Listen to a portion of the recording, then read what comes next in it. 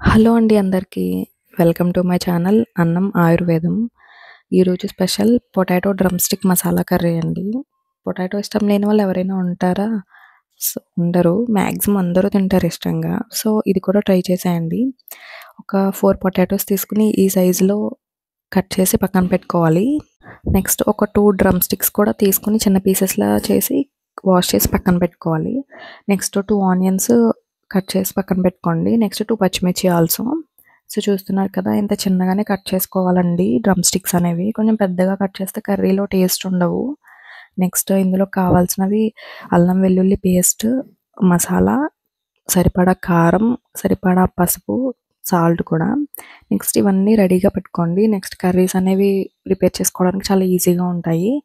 So, next stove on చేసుకొని ఒక pan పెట్టుకుందాము. సో, ఇందులో సరిపడా ఆయిల్ కూడా యాడ్ చేసుకోవాలి. ఆయిల్ హీట్ అయిన తర్వాత ఫస్ట్ పొటాటోస్ అనేవి ఫ్రై చేసుకోవాలండి. ఎప్పుడు మసాలా కర్రీ చేసుకున్నప్పుడు పొటాటోస్ కర్రీ చేసుకుంటే ఫస్ట్ పొటాటోస్ అనేవి ఫ్రై చేసుకోవాలి. సో, చూస్తున్నారు కదా! మనం మీడియం ఫ్లేమ్‌లో ఫ్రై చేయాలండి. హై ఫ్లేమ్ పెడితే మాడిపోతాయి. అండ్ అలా అని లో ఫ్లేమ్ పెట్టుకుంటే కింద అడుగట్టేస్తాయండి. సో, గుర్తుపెట్టుకోండి. మనం మీడియం ఫ్లేమ్‌లో దగ్గరుండి ఫ్రై చేసుకుంటూ ఇలా బ్రౌన్ షేడ్ వచ్చాక తీసి వేరే బౌల్‌లోకి సెపరేట్ చేసుకోవాలి. నెక్స్ట్ ఇంకా ఏమన్నా రిమైనింగ్ ఉంటే అవి కూడా అలాగే ఫ్రై చేసి పక్కన పెట్టుకోండి.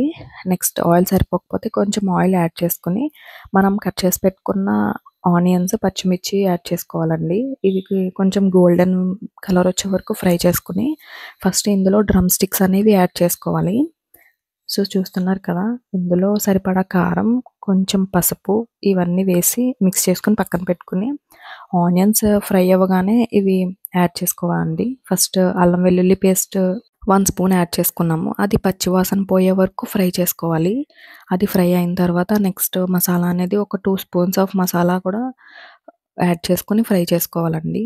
నెక్స్ట్ మనం కట్ చేసి పెట్టుకున్న ఈ పీసెస్ అనేవి కూడా యాడ్ చేసుకోవాలి. ఒక 1 మినిట్ ఫ్రై అయిన తర్వాత నెక్స్ట్ సరిపడా వాటర్ యాడ్ చేసుకోవాలి. ఎందుకంటే మనం ఆల్రెడీ ముందు ఫ్రై చేసి పెట్టుకున్నాం కాబట్టి, సో, ఎక్కువ ఫ్రై చేయకూడదు. పొటాటోస్ అనేవి మెత్తగా అయిపోతాయి. సో, చూస్తున్నారు కదా!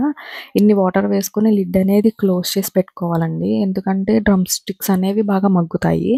సో, ఆయిల్ పైకొచ్చే వరకు మనం ఈ టెక్స్చర్ వచ్చే వరకు బాయిల్ చేసుకుంటే ఎంతో టేస్టీగా ఉండే potatoes drum stick masala curry ready అండి. తెలియని వాళ్ళు ఉంటే ట్రై చేయండి. So, thanks for watching.